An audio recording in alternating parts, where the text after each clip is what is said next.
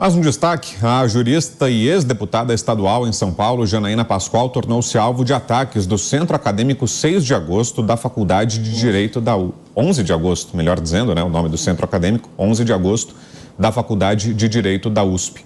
O grupo de estudantes divulgou um abaixo-assinado contra a volta de Janaína, que é professora licenciada da instituição. No documento, os alunos atacam a jurista e dizem que ela não é mais bem-vinda na faculdade em virtude da contribuição indecente que supostamente fez para o país, fazendo referência ao impeachment de Dilma Rousseff e à eleição de Jair Bolsonaro. Para o grupo, a professora licenciada, aspas, abandonou os valores democráticos que devem permear as salas de aula da principal instituição de ensino jurídico do país, fechou aspas. Ao jornal Estado de São Paulo, Janaína Pascoal reagiu e afirmou que os estudantes não querem mais viver com os contrários. Começo com você, Zé. Pois é, olha, Janaína Pascoal é um nome que já está escrito na história política do país, né? Com extrema coragem, ela enfrentou um governo que estava em pleno exercício, né? O governo da Dilma Rousseff, e integrou ali o grupo que iniciou o processo de impeachment. Porque existiam outros projetos apresentados, pedidos de impeachment, né? Mas esse foi o mais denso e que tinha mais argumentos. E pegou exatamente Dilma Rousseff numa situação muito fragilizada. Quem faz impeachment de presidente da República é o povo. Os deputados e senadores apenas apertam os botões na Câmara e Senado Federal. É claro que existem articulações, ninguém faz um processo político sem articulações. Essas articulações geralmente levam em consideração o que o povo quer, o que o povo pensa. E foi assim que o então vice-presidente Michel Temer disse ao povo brasileiro que ficaria e que aceitaria o processo de impeachment. Houve toda uma articulação, então foi aprovado o processo de impeachment. Eu nem gosto de falar naquela história de pedaladas fiscais, porque isso é pequeno demais diante do estrago que Dilma causou e que continuaria causando no Brasil. Nós falamos hoje aqui, o Mota falou muito inteligentemente sobre o tirar um presidente da República. Mota, depois de ver 2 impeachments, eu acompanhei de perto o início, o governo de 2 presidentes que saíram, né? O Collor e Dilma. Eu cheguei à conclusão que o Congresso Nacional tem que ter a responsabilidade de aprovar uma saída de um presidente, de um governador e de um prefeito. Porque, veja bem, eu vou repetir a frase aqui que eu gosto de falar: ninguém elege um presidente ditador por 4 anos. Elege um gestor. Se ele não está dando certo por 1000 motivos, inclusive incompetência ou inapetência, né? Ou roubo, ou sei lá o quê, tira-se o presidente. O impeachment, ele exige um crime. E aí ficam, é crime, não é crime. Eu não gosto nem de discutir isso com relação a Dilma. O Brasil precisava da saída dela desesperadamente. Era juro alto, inflação, a massa salarial caindo, dívida pública aumentando, quer dizer, o Brasil de caminho rápido para o brejo. E aí veio o processo de impeachment, mas não precisava ser o impeachment, podia ser afastamento. Ah, não foi crime pedalada fiscal, tá bom, mas o Brasil não aguenta mais Dilma Rousseff. Esta era a mensagem das ruas, e os deputados e senadores apenas absorveram aquilo e apertaram os botões. Essa é a realidade, não dá para fugir. E a Janaína poderia ser vice-presidente da República, né? Foi eleita em São Paulo e depois ela, visivelmente, se quisesse, poderia continuar deputada, mas ela tentou ser senadora e não foi eleita, porque o Senado é mais complicado, é uma eleição majoritária, né? Mas ela sempre foi digna. Ela não entrou nas negociações só para continuar com o cargo na Assembleia. Ela enfrentou. Meus amigos, estudantes, têm que admirar coragem, têm que admirar uma pessoa arrojada que faz as coisas por fazer. Você pode não apoiar, mas você tem que admirar o conceito disso. Esse é o conceito da juventude. Isso é que deve ser um estudante arrojado, é a época de ser arrojado. Depois, quando chega em certa idade, nem todos continuam arrojados, mas o estudante tem a obrigação de ser arrojado e de ser como Janaína Pascoal. Ela é um exemplo. Você pode não concordar com o mérito, com a defesa dela, mas com a coragem dela e com o que ela fez na Assembleia e não entrar, pegar carona na política, isso o jovem tinha que tomar como exemplo, sim, e aceitá-la e talvez questionar, olha, professora, naquele momento eu não concordei com você sobre isso, mas admirar a coragem da Janaína. Estava lembrando aqui, Mota, que ontem mesmo você falou, né, sobre o drama da ideologização do ensino, né, da doutrinação em sala de aula. Será que nesse caso da Janaína Pascoal estamos diante disso mais uma vez, Mota? Brown, nesse caso e em outros casos parecidos, ainda bem que o amor venceu. Aliás, o amor já vem vencendo nas escolas e universidades há bastante tempo. Muitos pensadores e autores falam sobre esse fenômeno, que não é novo. Eu recomendo 3 livros para quem quiser entender o que está acontecendo. O primeiro é O Imbecil Coletivo, de Olavo de Carvalho, um clássico. O segundo também é muito bom, A Corrupção da Inteligência, de Flávio Gordon. E o terceiro é um livro muito recente, A Guerra contra o Ocidente, de Douglas Murray. As escolas e as universidades se tornaram, na sua maioria, centros de doutrinação política de esquerda. Isso não é privilégio do Brasil. Na verdade, os ativistas radicais das universidades brasileiras seguem à risca a cartilha da esquerda americana.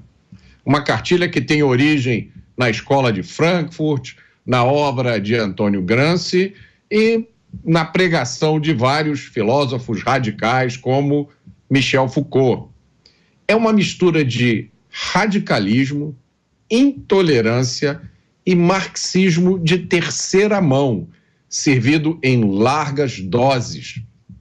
É uma dieta tóxica de ignorância, ressentimento e desejos totalitários, que exige que qualquer dissidência ou oposição seja totalmente eliminada. Mas tudo, claro, não esqueçam, sempre em nome do amor. Pavinato. Mota, eu te mandei um 4º livro sobre esse tema, não sei se chegou ainda até você, mas eu pedi para minha produção mandar, que é Estética da Estupidez, que é meu, e eu narro, inclusive, uma passagem no Largo São Francisco, que foi onde eu comecei, né, a parir esse livro, foi onde as minhas experiências com esse tipo de estupidez começaram a formar.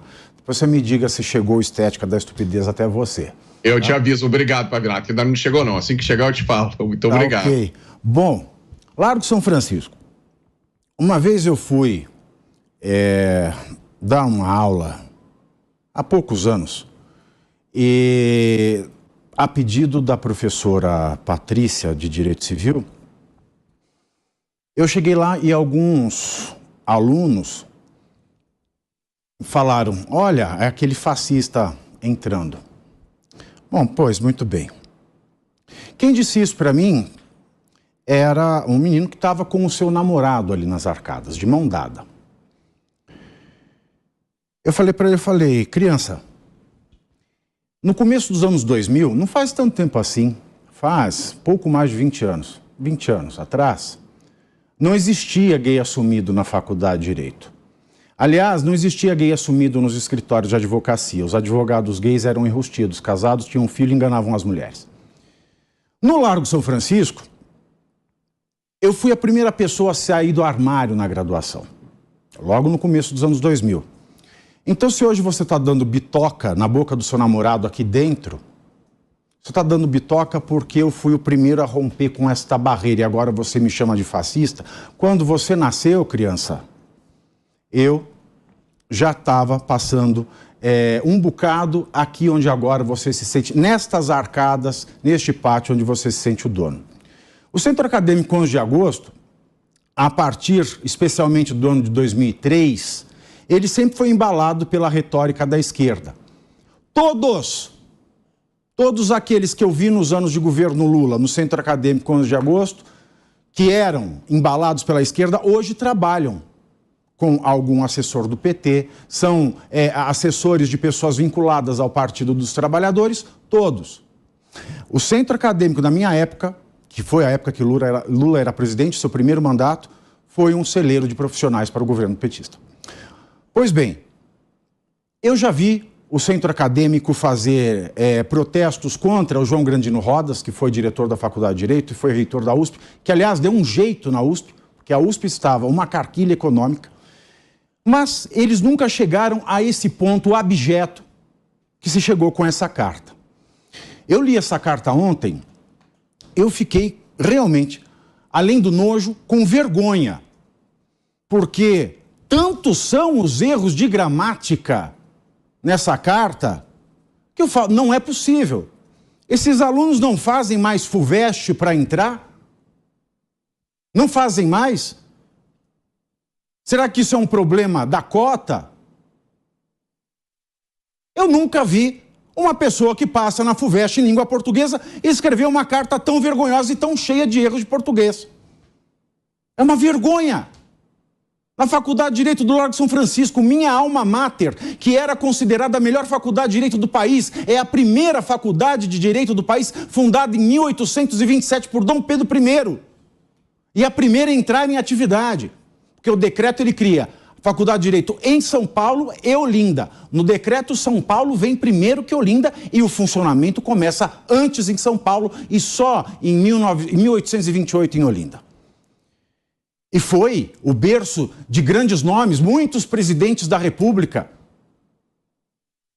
Na Faculdade de Direito do Largo de São Francisco estiveram os maiores juristas do Brasil. O maior processualista, todo o direito processual brasileiro hoje é feito com base na obra de Alfredo Buzaide, que foi um dos maiores juristas que já pisou neste país, que já viveu neste país. Alfredo Buzaide era ministro da Justiça nos anos do regime militar. E quem é que não queria ter aula com Alfredo Buzaide? Só porque ele foi ministro do regime, escreveu o Código de Processo. Ele que inventou o Código de Processo Civil. Você não querer aprender com alguém como Alfredo Buzaide por conta das suas preferências políticas é muita estupidez. Quando eu fui aluno, nós tivemos lá renomados constitucionalistas no Brasil e na Europa que ajudaram a arquitetar os atos institucionais, inclusive os 5. Isso não quer dizer que você concorda ou não, mas que você extrai a sabedoria dos grandes juristas que existem no Brasil e na Europa. Até mesmo para não repetir. Até mesmo para ter uma centelha do mesmo conhecimento técnico que eles têm. Eu nunca vi isso acontecer no Largo de São Francisco. Eles dizem na carta, a principal instituição de ensino jurídico do país. Me desculpem, foi. Não é mais, e digo isso com dor no meu coração. Porque o Largo de São Francisco é minha casa da graduação, na pós, no mestrado, no doutorado e onde eu estou fazendo a minha livre docência. Mas eu não tenho vontade nenhuma de entrar numa sala de aula com alunos desse naipe. Eles dizem que ela não assinou a carta pela democracia, antes das eleições do ano passado. Não assinou porque não quis, ninguém é obrigado a assinar nada, ainda mais uma carta como aquela, que eu chamo de carta escrita por analfabetos e lida por mudos diante de uma plateia de cegos. E eles dizem ainda, as nossas salas de aula se tornaram grandes demais para você. E eu respondo a vocês com um trecho do Dia da Criação de Vinícius de Moraes. Essas salas podem estar grandes demais, mas estão ocupadas por